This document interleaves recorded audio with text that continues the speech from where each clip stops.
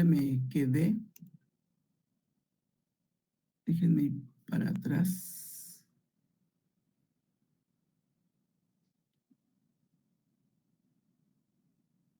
¿Dónde me quedé, jóvenes, por favor?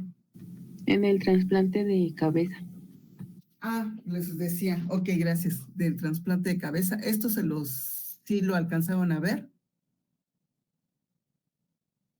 Bueno, es simplemente para que ustedes vean todos los trasplantes que en un momento dado se han hecho a lo largo de la historia y se siguen haciendo.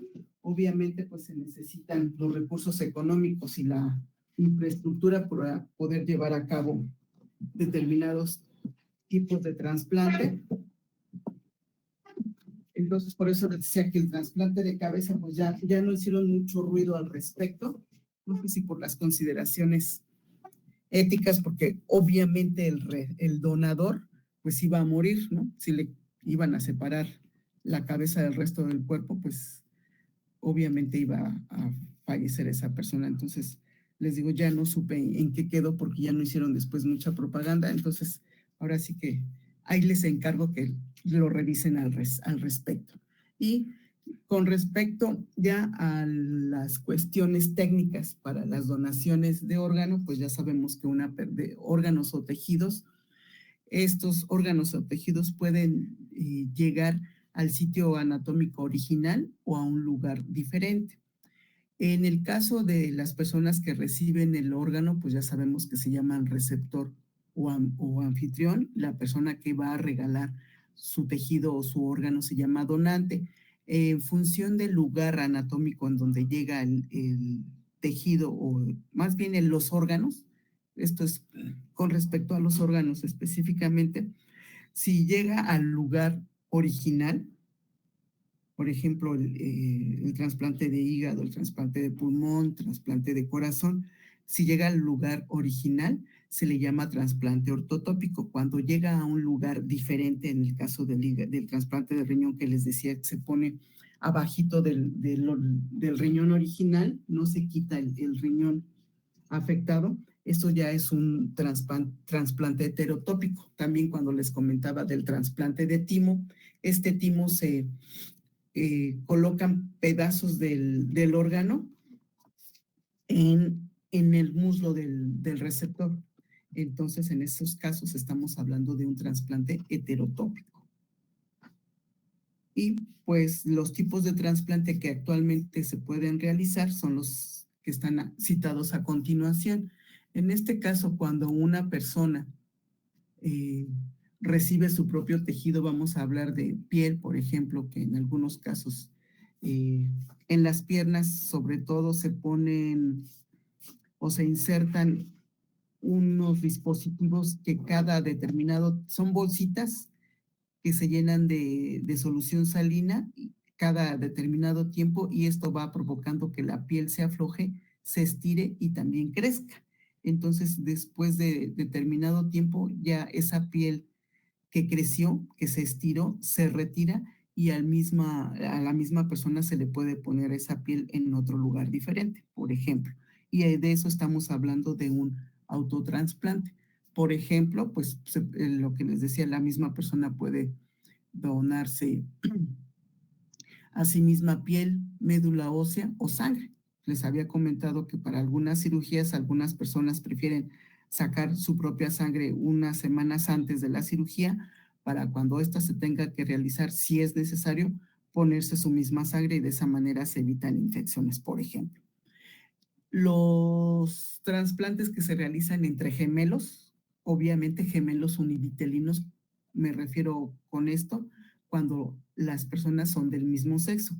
Cuando son personas de diferente sexo, hombre y mujer, que son supuestamente gemelos, esos son los mellizos, y esas dos personas, cada quien estuvo en su placenta. Por eso se les llama gemelos no idénticos, pero en los gemelos idénticos ambos estuvieron en la misma bolsita, los dos son iguales, la única diferencia entre estos gemelos idénticos son las huellas digitales, es lo único que los hace diferentes. En estos casos, uno le puede donar al otro cualquier tejido u órgano, pues en este caso obviamente lo más ocurrido o lo que va a tener o lo que se busca que tenga mayor tasa de éxito, pues va a ser la médula ósea, pero en un momento dado el donador puede ceder cualquier tejido u órgano. Obviamente en ambos casos, tanto en el autotransplante y el isotransplante, la tasa de éxito es al 100%. Los trasplantes más comunes son los alotransplantes. ¿Esto qué quiere decir? Que van a ser entre individuos de la misma especie. ¿Qué quiere decir? Lo clásico, entre un donador y el receptor, que generalmente pues el receptor es cualquier persona que necesita obviamente el tejido y el órgano, y ¿qué les dije? El donador, el receptor es cualquier persona que va a recibir el órgano, el tejido, y el donador pues es cualquier persona con alto altruismo que va a regalar su tejido o su órgano, pensando en una persona viva, por supuesto. Entonces, estos son los más socorridos, son los alotransplantes, y pues son todos los trasplantes que ya les había mencionado. Esto puede o va a dar lugar a que en un momento dado sean mayoritariamente rechazados los órganos o los tejidos. No se van a rechazar cuando se trasplantan sitios inmunoprivilegiados. Ya les había comentado también al respecto, ahorita lo vamos a ver. Y finalmente también están los genotransplantes. Esto cuando se realizan entre individuos de especies diferentes.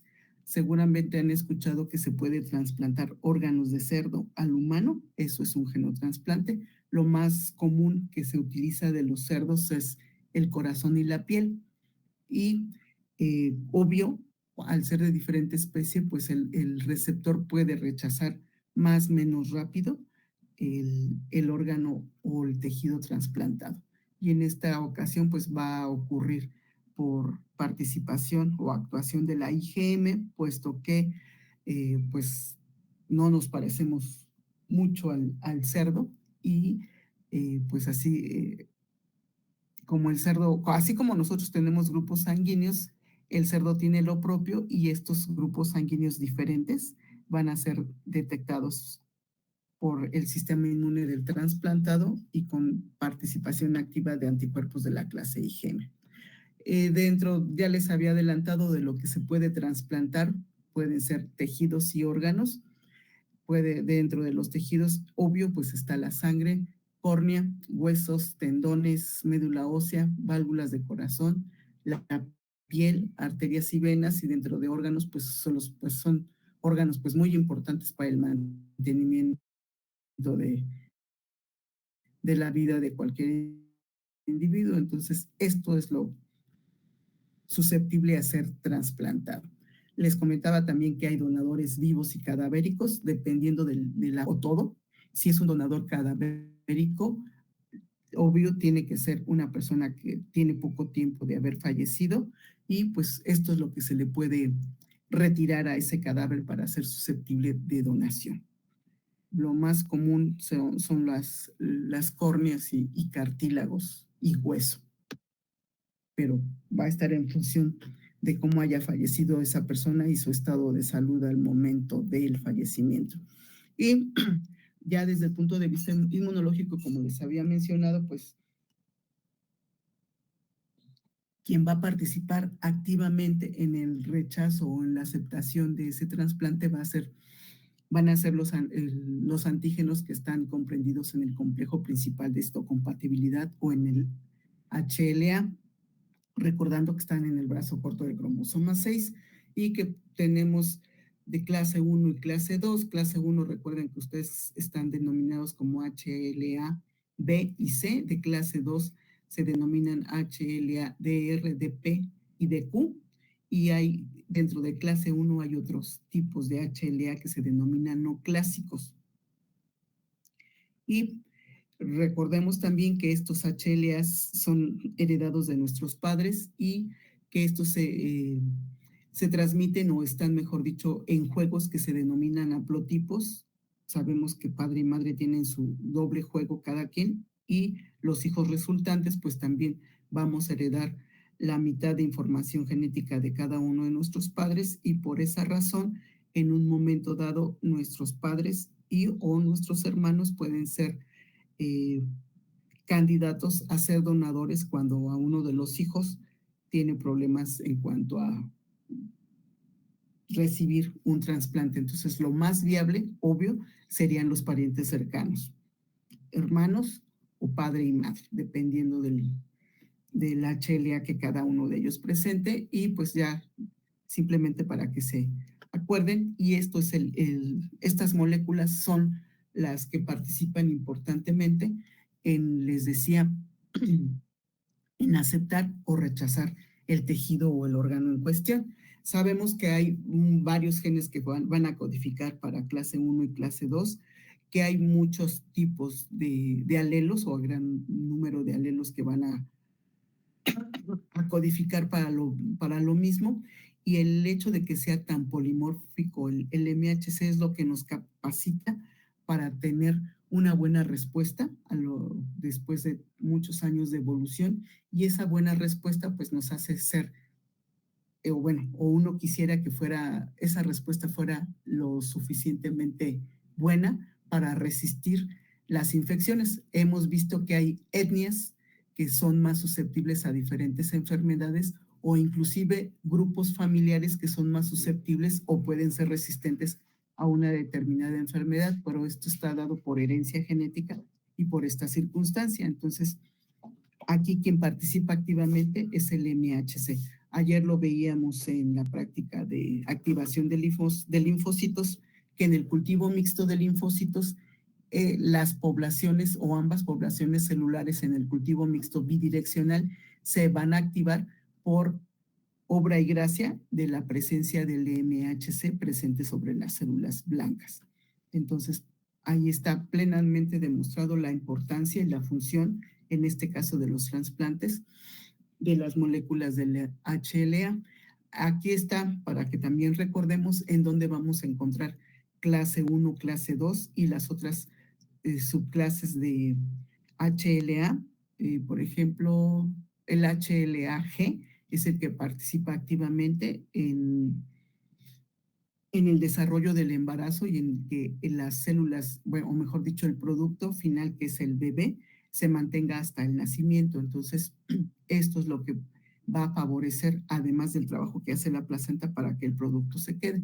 Entonces, los más importantes van a ser clase 1 y clase 2. De clase 2, el más antigénico es DQ, y es el que va a tenerse que buscar que sea igual tanto en donador como en receptor, para que de esa manera se asegure la tasa de éxito.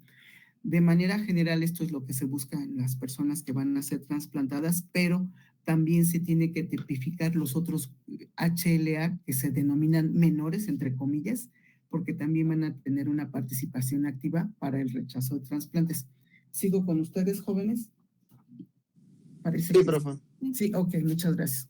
Bueno, y aquí está simplemente otro recordatorio de dónde se encuentra codificado las moléculas del complejo principal de histocompatibilidad en el brazo de corto del cromosoma 6, en esta posición ya se los había dado en algún momento, y lo que ya les había dicho, que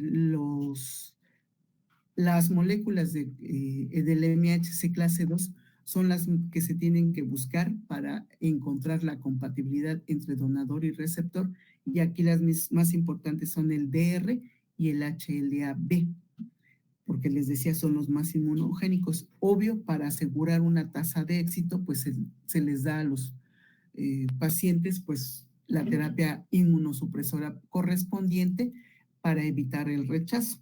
Vamos a ver en qué se trata esta situación, pero pues, ojo, hay que tener cuidado con las moléculas de clase 2 de DR y con las de clase 1, el HLA-B. Son las, digamos, más inmunogénicas, las más importantes para asegurar una tasa de éxito alta. ¿Y qué pasa desde el punto de vista inmunológico? Bueno, pues tiene que haber presentación de antígeno, es una respuesta clásica dependiente de moléculas de MHC. Se sabe al momento que puede haber una presentación directa. En este caso, las,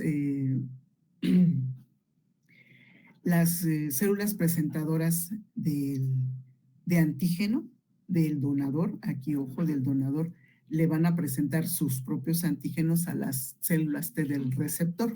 Entonces a esto se le llama una presentación directa y pues obviamente esto va a hacer que se monte la respuesta correspondiente.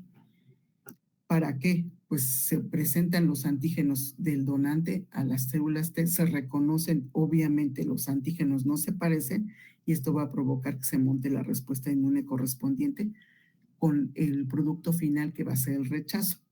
Esto puede pasar. Puede pasar también que ocurra una presentación indirecta. En este caso, participan activamente las dendríticas o presentadoras de antígeno del receptor que le presentan los antígenos.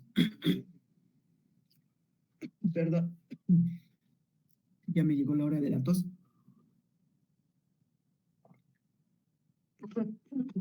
Le presenta antígenos del tejido del donante a las células T del receptor. Vean que aquí participan activamente las células del receptor, son las que hacen todo el trabajo para presentar los antígenos del donante. Esto generalmente, como está marcado aquí, van a ser, por ejemplo, por un golpe o final por un trauma, aquí dice, pero yo creo que es el proceso natural que va a seguir el tejido o el órgano trasplantado. Generalmente es el órgano trasplantado y de esta manera pues se hace la presentación correspondiente de los antígenos del tejido u órgano trasplantados y pues se lleva a cabo el montaje de la respuesta correspondiente y en ambos casos, como está marcado aquí, se va a requerir la coestimulación. ¿Qué quiere decir? La primera señal es esta, la segunda señal son la presentación o la unión de las moléculas de coestimulación, ya recuerdan ustedes cuáles son, y pues ya al fin, si ya ocurrió la coestimulación, pues ya se va a generar la tercera señal, que es la síntesis de citocinas para que se terminen de activar las mismas células y otras células que van a llegar al sitio. Por lo tanto, pues de esta manera, es de una manera, digamos, clásica, es como se van a rechazar los órganos trasplantados. Obvio, pues para evitar todo esto se tiene que hacer la correspondiente inmunosupresión. En función de la cantidad o de la presencia de las células presentadoras de antígeno, es la manera o la frecuencia con la que se van a rechazar los órganos o los tejidos. Es obvio de entender que en aquellos tejidos u órganos donde haya una gran cantidad de células presentadoras de antígeno, va a ser más rápido y eficiente el rechazo del mismo. Por lo tanto, pues ya sabemos que las presentadoras hacen el trabajo que les corresponde, van a presentar los antígenos correspondientes que tienen origen en el tejido del donador y esto va a generar la estimulación correspondiente y el montaje de la respuesta. En función de la presencia de o no de las células presentadoras de antígeno, pues podemos entender por qué razón los trasplantes de médula ósea es muy fácil de que se presenten, pues están ahí todos los participantes de la respuesta inmune. Después la piel, recuerden que en piel están las células de Langerhans, por ejemplo, y tenemos en toda nuestra piel abundante cantidad de células de Langerhans. Después los islotes de células, ¿qué les dije? Las células dendríticas, también en vaso, en corazón, en riñón, en hígado, también vamos a tener células presentadoras, pero en menor cantidad en hígado. Por lo tanto, es uno de los órganos que menos, en un momento dado, se van a rechazar menos. Pero tanto en médula ósea como en piel hay una alta tasa de rechazo. Entonces, esto va a deberse por la cantidad de células presentadoras en el tejido en cuestión. Y es lo que ya les comentaba. Tanto en médula ósea como en piel hay una gran cantidad de células dendríticas. Por esa razón, la tasa de rechazo es muy alta, a diferencia, por ejemplo, en hígado, que hay muy pocas células presentadoras. Además, el mismo La misma anatomía y funcionalidad que tiene el hígado le permite rápidamente deshacerse de cosas, entonces por esa razón también hay una alta tasa de éxito del trasplante. Y de manera general, pues, ¿qué ocurre ya una vez que la célula presentadora hace la correspondiente? Pues se van a procesar y a presentar el antígeno, lo va a presentar, ya sabemos que tanto, dependiendo si son clase 1 o clase 2, lo va a presentar tanto a células cooperadoras como a citotóxicas. Entonces, una vez que esto se lleva a cabo, pues ya las células citotóxicas van a reconocer, una vez que ya estén activadas vía la presentación previa, van a reconocer directamente al MHC, uno de las células trasplantadas. Las células cooperadoras, una vez que se activan, pues van a hacer lo correspondiente y la síntesis de las citocinas.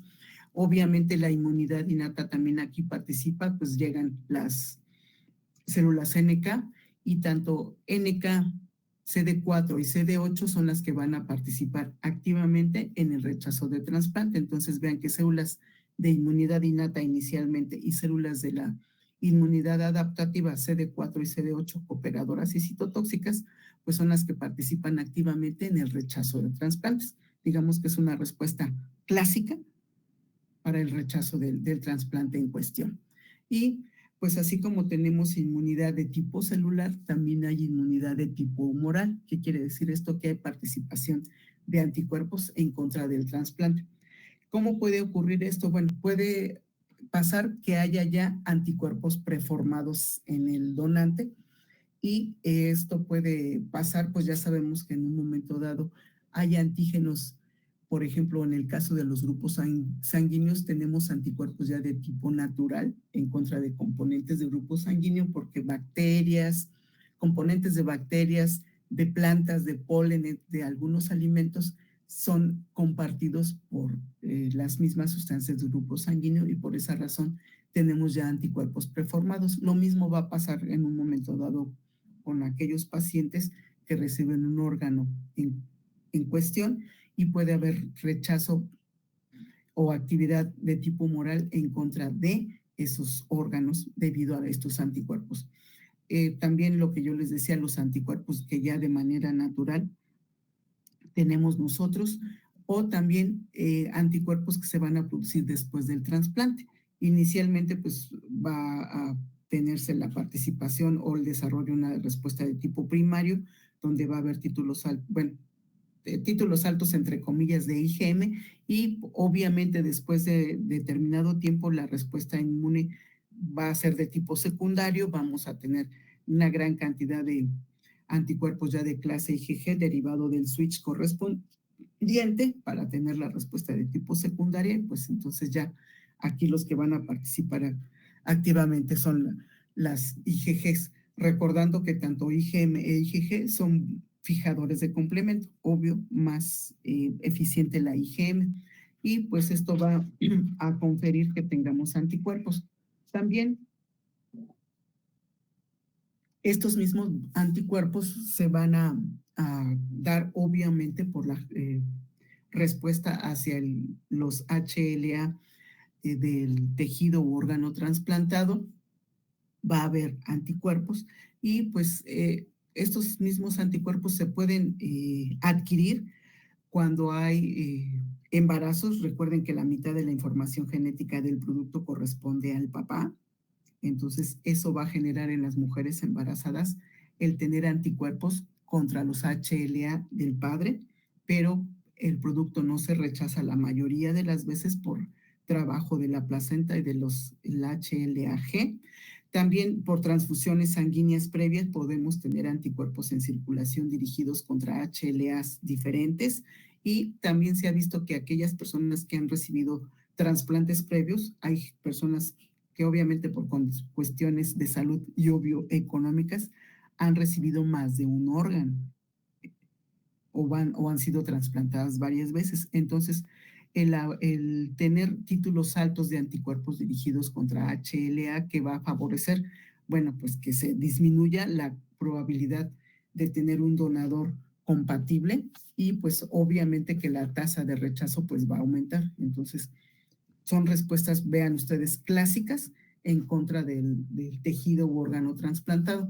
¿Qué mecanismos median la destrucción en este caso? Bueno, los que ya sabemos, la actividad por, les decía, cooperadoras, por citotóxicos, por NKs, la consecuente producción de anticuerpos derivado de las plasmáticas.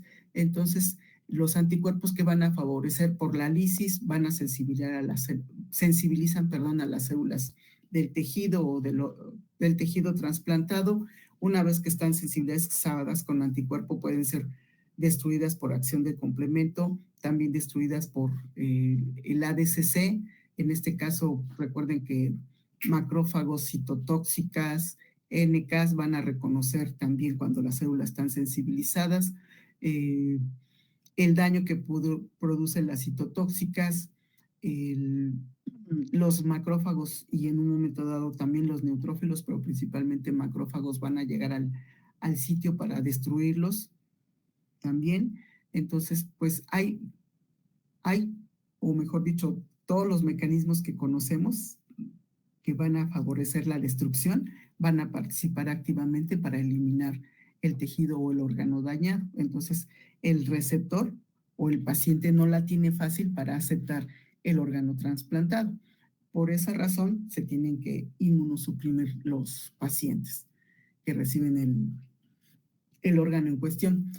Para estas cuestiones de los efectos de los anticuerpos sobre el tejido trasplantado, se ha visto que el daño más intenso o los órganos que resienten más esas lesiones son aquellos órganos que obviamente están muy vascularizados o que reciben directamente circulación sanguínea. En este caso, pues el riñón. Sabemos que por ahí pasa gran cantidad de sangre, pues entonces ahí en ese plasma pues va a estar presente esos anticuerpos en circulación y pues va a haber el rechazo correspondiente para este órgano y de manera general siempre es agudo, es más, es hiperagudo, que quiere decir que es rápido e intenso y pues aquí participan o van a participar anticuerpos dirigidos contra grupos sanguíneos y contra el MHC clase 1. Y generalmente este rechazo hiperagudo del riñón va a ocurrir, obvio, en aquellos pacientes pues que ya tienen anticuerpos en circulación derivado por las situaciones que previamente les comenté. En el caso del hígado, ya también les había comentado, es menos probable que se rechace porque derivado de la actividad propia del hígado se eliminan los anticuerpos y también tiene una alta tasa de regeneración el hígado. Entonces, por esa circunstancia, es de los órganos menos rechazados.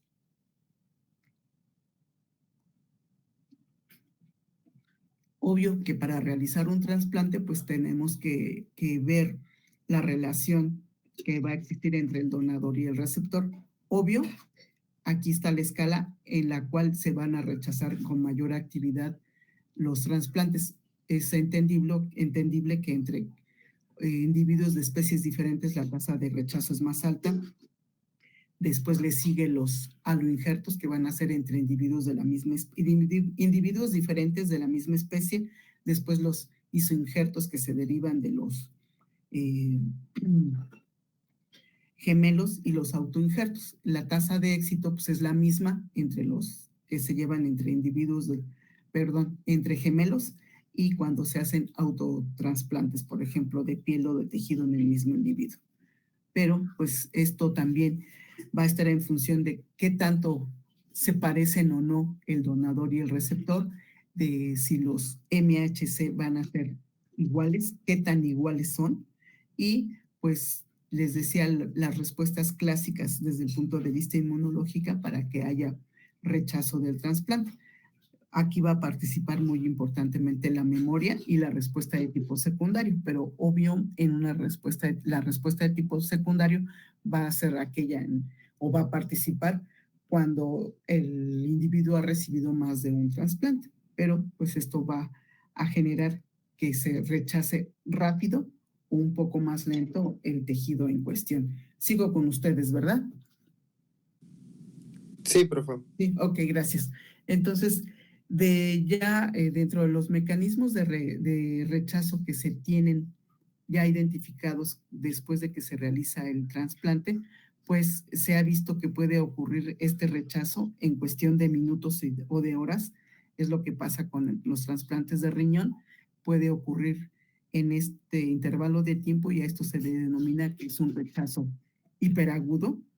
Entonces, en esas circunstancias, pues muchas veces lo que se tiene que hacer es retirar el órgano trasplantado para evitar más daño y pues esto va a ser causante por los anticuerpos presentes en el plasma del receptor y obviamente pues estos anticuerpos ya sabemos todo lo que va a causar. Pues si están ahí en circulación, pues el complemento está a la mano y las lesiones o los daños son causados por la opsonización y activación del complemento. Puede presentarse el rechazo en un par de días, a eso se le llama acelerado, y aquí ya empiezan a participar células. Si se presenta varios días después o en cuestión de semanas, a esto se le llama ya un rechazo agudo, y cuando se presenta esto después de muchos meses o en años, ya se habla de un rechazo crónico. Entonces, pues todo esto se tiene que evitar mediante el uso de inmunosupresores y de hacer una buena selección del donador. ¿Qué presenta o qué le pasa a un paciente que está experimentando rechazo del órgano? Bueno, pues va a cursar con escalofrío, con fiebre, caquexia, recuérdense que es un debilitamiento y pérdida de peso muy acelerado, dolor muscular. En estudios de laboratorio se ve que aumentan el número de células blancas. Ya desde el punto histológico, pues en el órgano trasplantado se van a encontrar linfocitos del donador que están haciendo el trabajo correspondiente, principalmente obvio, citotóxicos, y el riñón pues empieza a trabajar para eliminar todos esos detritos que se producen por destrucción de los órganos. Entonces aumenta el trabajo del riñón, aumenta la excreción de creatininas y en el caso del hígado pues aumentan estas enzimas fosfatasa alcalina, transferasas y transaminasas. Entonces no solamente el sistema inmune trabaja, sino también aquellos órganos que tienen que depurar, también aumenta su búsqueda, su trabajo. ¿Qué se tiene que hacer entonces para evitar el rechazo de trasplantes? Pues obvio, primero, tipificar el grupo sanguíneo entre el donador y el receptor. Una vez que está identificado ya la compatibilidad desde el punto de vista sanguíneo, pues se tiene que hacer lo correspondiente y hacer los estudios para identificar el HLA correspondiente. Además de las pruebas del cultivo mixto de linfocitos bidireccional, también se hace el unidireccional y se hace la tipificación de pruebas del MHC o HLA. Puede hacerse por este estudio que se llama de microlinfocitotoxicidad. Se ponen las células del donador en presencia de sueros tipificadores. También las células del receptor se ponen en presencia de sus sueros tipificadores y a eso se le llama pruebas de linfocitotoxicidad. Actualmente ya muchas de las tipificaciones se hacen por PCR, cuando hay dinero, si no se hace por esta vía, pero ya muchos laboratorios ya lo hacen por biología molecular, específicamente PCR, que es reacción en cadena de la polimerasa. Ojo, aquí no es la proteína C reactiva, aquí ya es reacción en cadena polimerasa, biología molecular, y esto son los estudios que se hacen para hacer las parejas de donador y receptor. Les decía que ya se evalúa, se hacen los cultivos mixtos correspondientes bidireccional unidireccional y bidireccional, y también se busca la presencia de anticuerpos en el suero o en el plasma del receptor. Y pues una vez que se tienen ya todas las pruebas correspondientes en los cuales van a asegurar la tasa de éxito del trasplante, pues también la persona que va a recibir o del paciente que va a recibir ese órgano, pues se tiene que tener ya bien identificado todos los estudios correspondientes, sus antecedentes. Obvio, el paciente debe de estar con presión arterial normal, no debe estar libre de infecciones, se le debe de dar antibióticos antes de la cirugía y también la administración de los inmunosupresores correspondientes. Dentro de los inmunosupresores que se dan, son estos 5 tipos diferentes. Vean que se dan anticuerpos monoclonales y policlonales. Se les dan agentes o medicamentos que van a evitar la proliferación de las células T exclusivamente, corticosteroides para bajar inflamación y también inhibir respuesta inmune e inhibidores de calcineurina. Todos estos agentes, ya sea separados o en combinación, se le dan al paciente antes, durante y después del trasplante. El paciente trasplantado tiene que vivir durante muchos años o durante toda su existencia con la administración de inmunosupresores. Actualmente el más socorrido es la ciclosporina, que por allá de los 80 se sintetizó, y pues no todo es felicidad. Tiene muchos efectos secundarios, entonces pues el paciente trasplantado corre el riesgo de sufrir todo esto derivado del efecto de la ciclosporina. También les decía, se les dan corticosteroides. Es muy eficiente la cortisona para inflamación, porque vean que tiene efecto sobre pues, un montón de productos que se generan derivadas de la activación celular, pero pues todo esto va a generar efectos nulos en un momento dado por acción de los corticoides.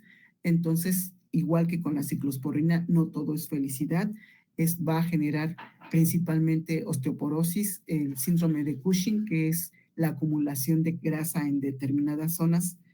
Tal vez ustedes más adelante en su vida de trabajo encuentren pacientes que tienen este aspecto Cushingoide, que así se le denomina, o síndrome de Cushing, en el cual la cara de estos pacientes es bien circular, por eso se le dice que tienen carita de luna, y van a aumentar sus depósitos de grasa en lugares muy específicos, por lo tanto van a tener joroba y su fisonomía es muy característica, son gordos bofitos por la acumulación de grasa. Entonces esto es lo que genera la administración de cortisona. Por esa razón no debemos, si estamos sanos, no debemos de administrarnos corticoides para en el supuesto de bajar una determinada inflamación. Tiene que ser siempre bajo supervisión médica.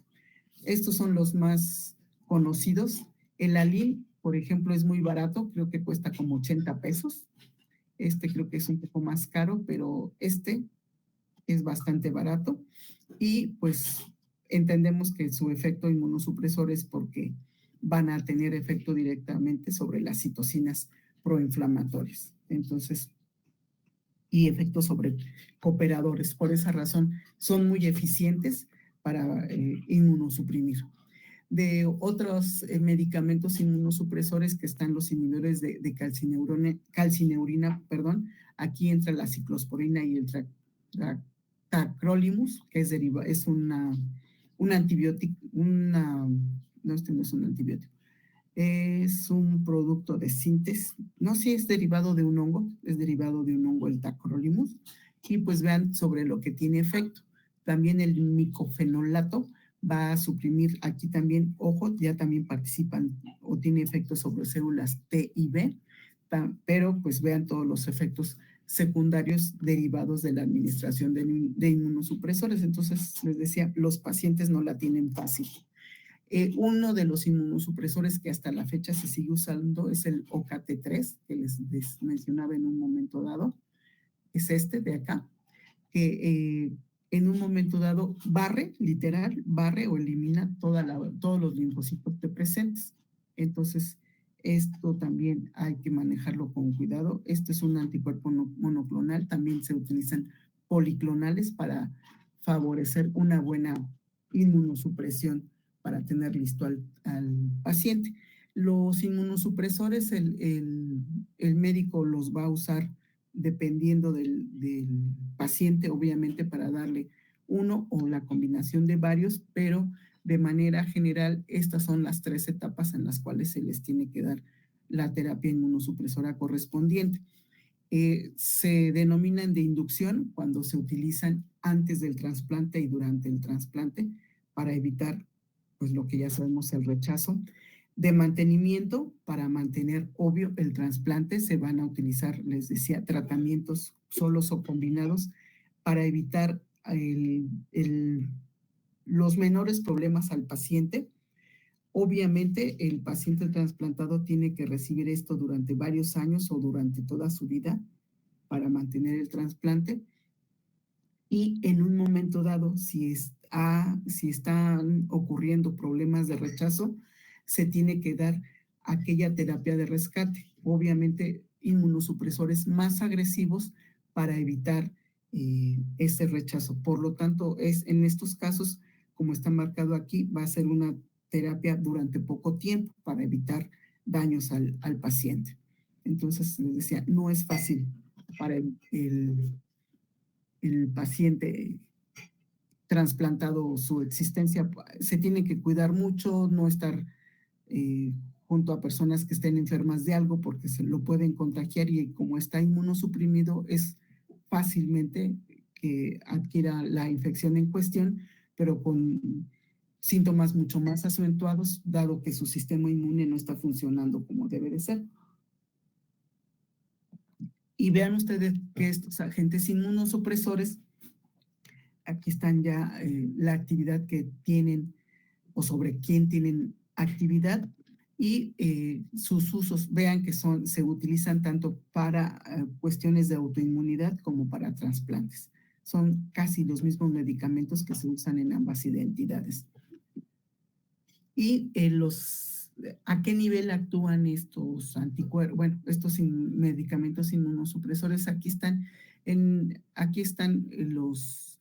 sirolimus, que es pariente del tacrolimus, el metrotexato, el micofenolato, la ciclofosfamida, la ciclosporina, ¿a qué nivel actúan? Y también están ejemplificados los anticuerpos monoclonales. Esto es una vista muy general y ya específicamente aquí están a qué nivel están actuando los diferentes anticuerpos monoclonales, el OKT3, que específicamente está dirigido contra el CD3 de las células T, y los medicamentos más recientes dirigidos o utilizados para evitar que en este caso se activen las células y estos agentes van a inhibir señal 1, que quiere decir la presentación vía MHC, y también la presentación de moléculas de coestimulación. A eso se refiere que inhiben las señales 1 y 2 de las células. Estos agentes inmunosupresores que están marcados aquí, que son también moléculas que ya se conocían anteriormente y anticuerpos monoclonales, estos van a inhibir también la proliferación, específicamente ya sobre vías que van a generar la activación de las células y la activación de los factores de transcripción en el núcleo de la célula T correspondiente.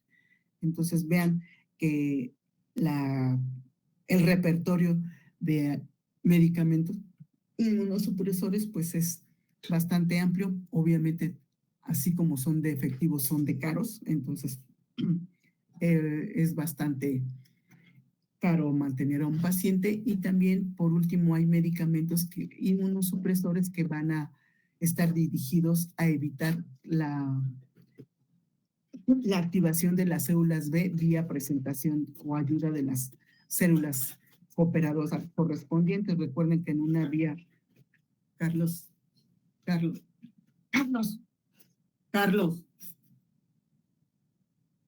perdón ustedes, las células T tienen que presentar el antígeno a las células B para que éstas se activen y produzcan los anticuerpos correspondientes. Entonces ya también se tienen medicamentos que van a evitar esta presentación y activación de las células correspondientes, también utilizando anticuerpos monoclonales.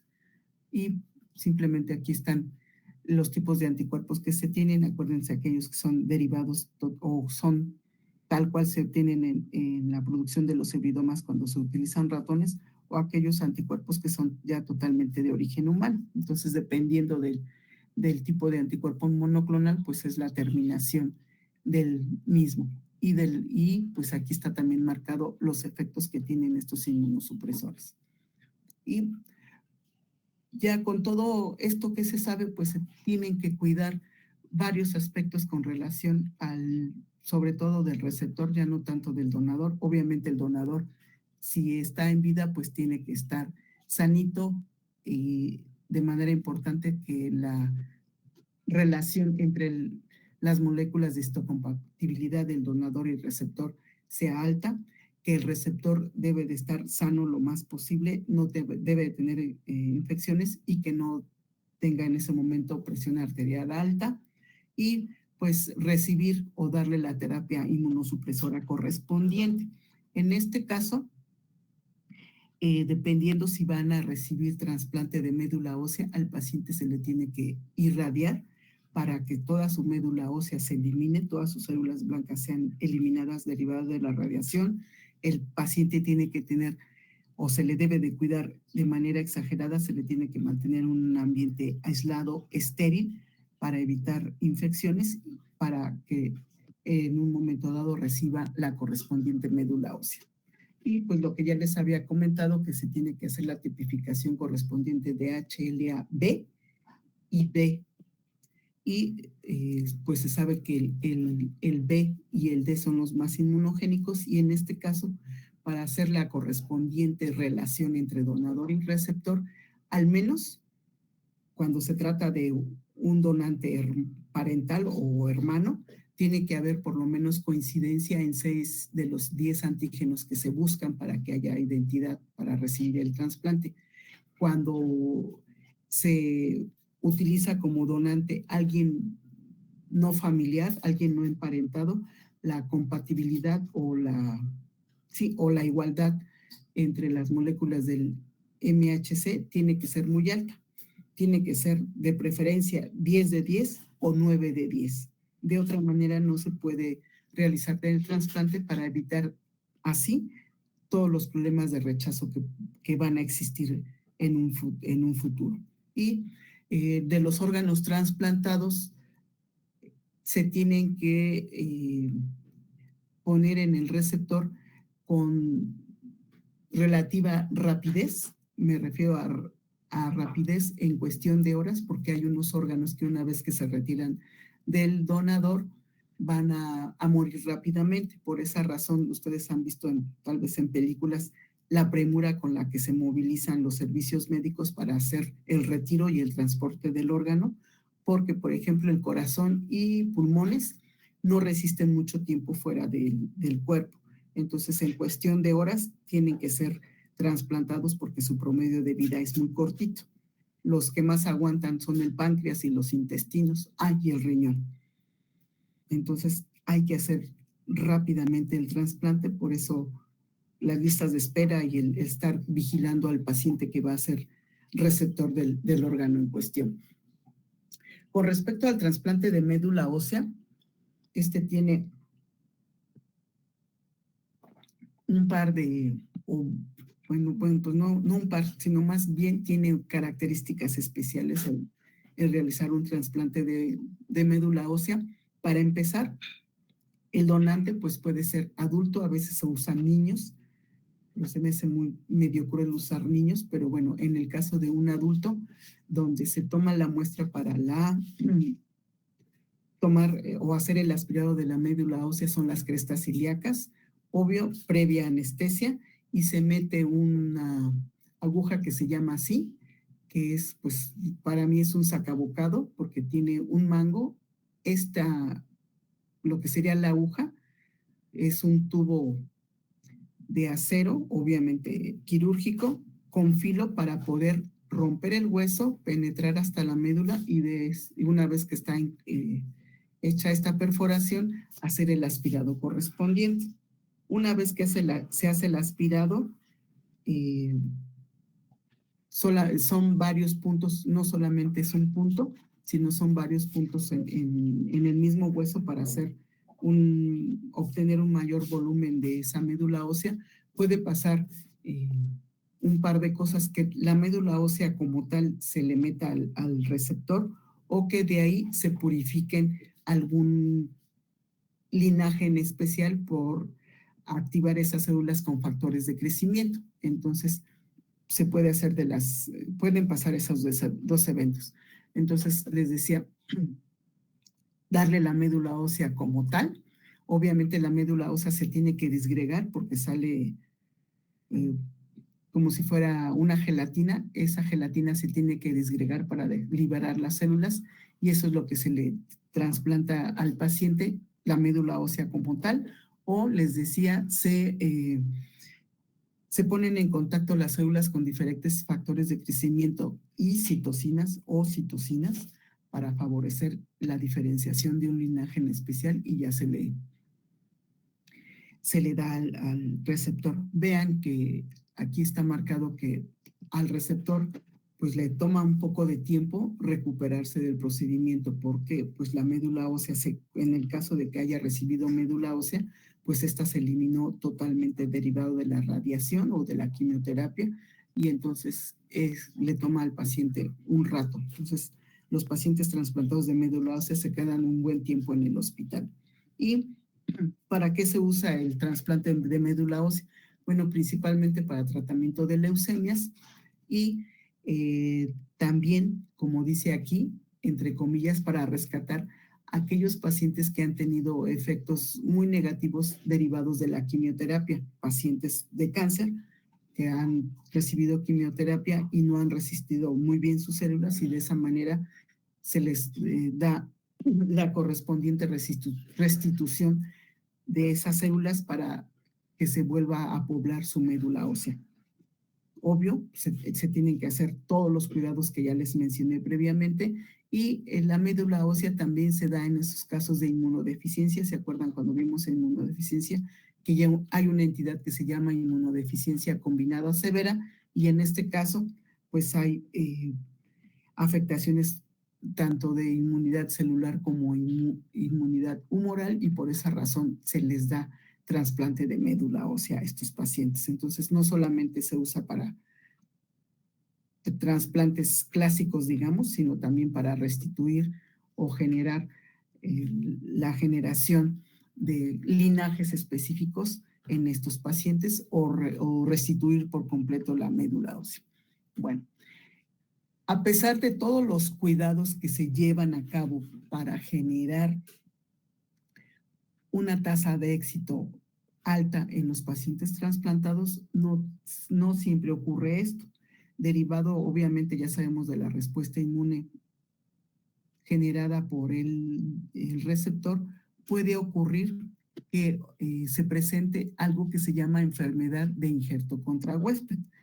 Como nuestro paciente está inmunodeprimido, puede ocurrir que las células que van en el órgano trasplantado monten la respuesta inmune correspondiente.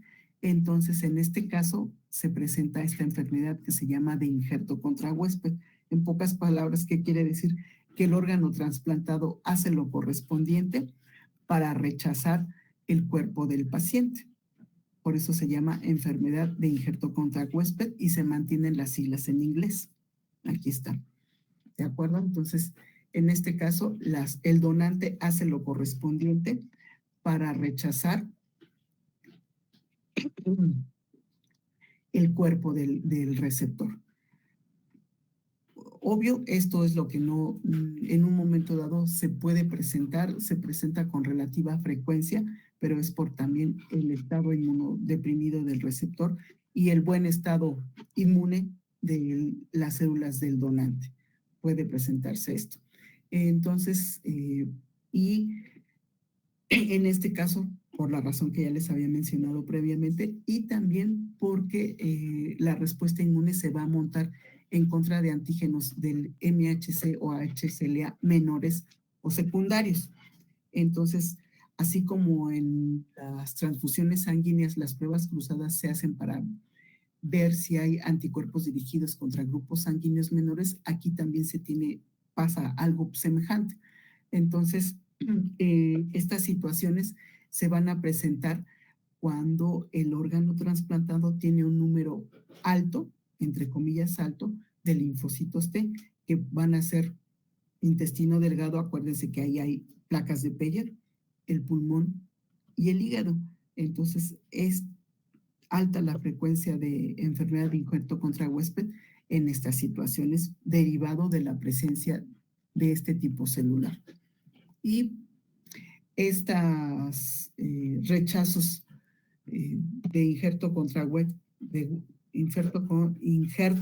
contra huésped, puede haber dos modalidades, la aguda y la crónica. Obviamente la aguda va a ser presentada poco tiempo después del trasplante correspondiente. El paciente va a manifestar esta sintomatología, hemorragias, ictericia por derivado de la destrucción, y si no se hace algo pronto, el paciente puede fallecer. Y en el caso del rechazo crónico, pues una situación crónica, pues se puede mantenerse por meses, por semanas o por meses, y pues el clínico tiene que hacer lo correspondiente para darse cuenta del daño que puede provocar, no solamente en el sitio anatómico donde está ubicado el órgano, sino también va a generar daño pues en riñón y en pulmones, porque complica o aumenta la actividad de estos órganos. Entonces, esto va a generar daño en el órgano afectado y también en el organismo del paciente. Entonces, se tiene que hacer lo correspondiente, ya sea quitando o dando el tratamiento inmunosupresor correspondiente para la sintomatología, disminuirla o erradicarla. Y ya en otras circunstancias se pueden trasplantar ciertos órganos que se denominan privilegiados o que están aislados del resto de la economía. ¿Se acuerdan que los hemos mencionado? Estos órganos van a ser ojo, córnea, útero, testículos y cerebro. Derivado de su anatomía, estos lugares o estos órganos están aislados del resto del sistema inmune. Por lo tanto, no hay anticuerpos o células sensibilizadas hacia estos tejidos y órganos. Por lo tanto, es fácil que se puedan trasplantar, que fácilmente sean aceptados y que la terapia inmunosupresora sea mínima o no se dé, que es el caso de las córneas. Para los trasplantes de córneas no se hace tipificación de MHC, y estos son muy exitosos, estos trasplantes derivados a este tipo de situaciones.